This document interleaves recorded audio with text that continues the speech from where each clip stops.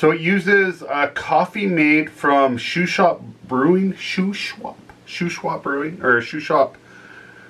not one of their ones from the box, but it's one I've been had. Hey, on the heels of a great interview with Barrel N Brew Canada, or Barrel.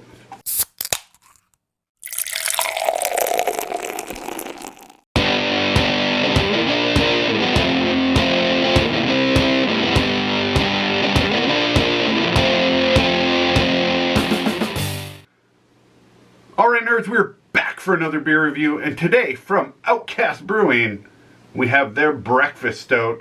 This comes hot on the heels of a great interview with Barrel N Brew Alberta, whose March subscription box, having a hard time talking, had Outcast Brewing. This beer was not in it, however I'm going to try it.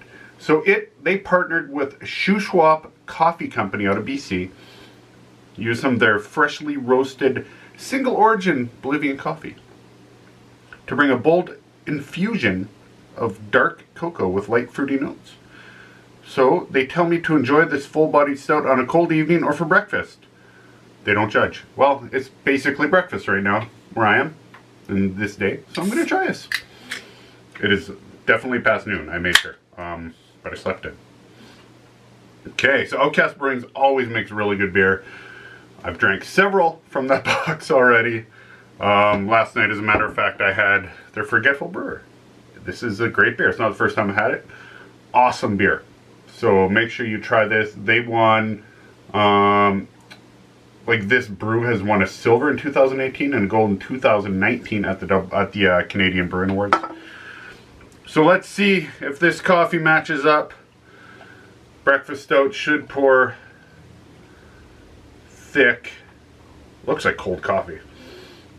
There you go, look at that. Nice, like one finger, half finger, kind of vanilla white head, light brown tints, dark as a black hole. Some carbonation pouring through where you can see it. Looks exactly how you'd expect. No, full disclosure, I didn't read any tasting notes. Often I do, but this one I didn't. So there we go.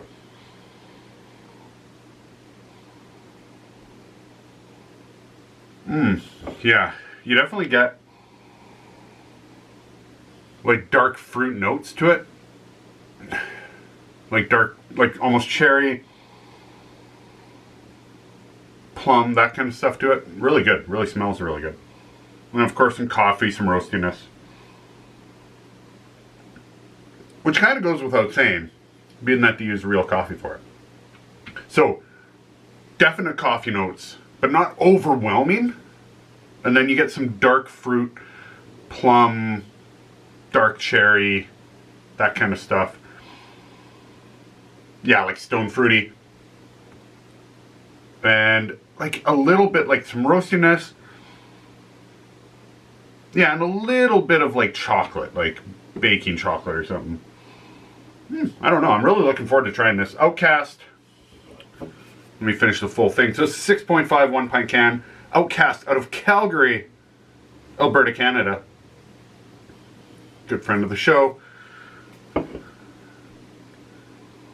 really making like a big name, I noticed, in Alberta. They're getting more and more and more talked about. I think that has a lot to do with their activity.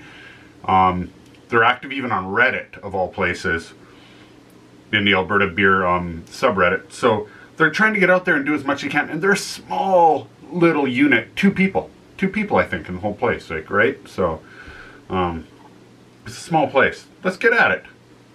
Have a good breakfast.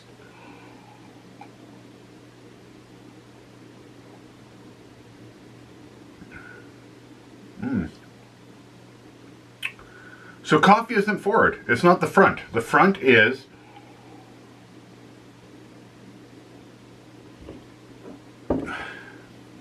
I need a second camera so I can always show off the scan. The front on this is the fruit, for sure.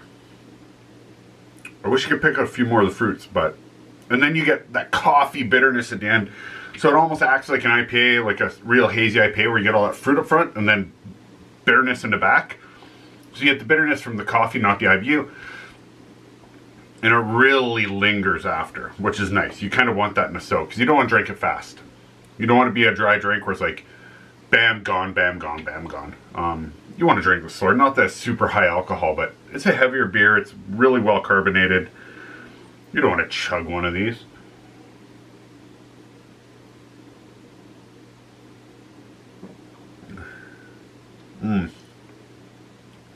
Yeah, it's very sweet, like Christmas cake sweet. Almost like Black Foresty. Yeah, like Black Forest cake in a way. It's really good, except cherry's not as pronounced.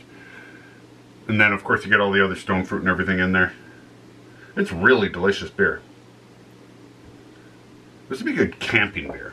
Very good, like, cold. So if you camp in the spring or late fall, like some of us madmen, this would be a good beer to have along.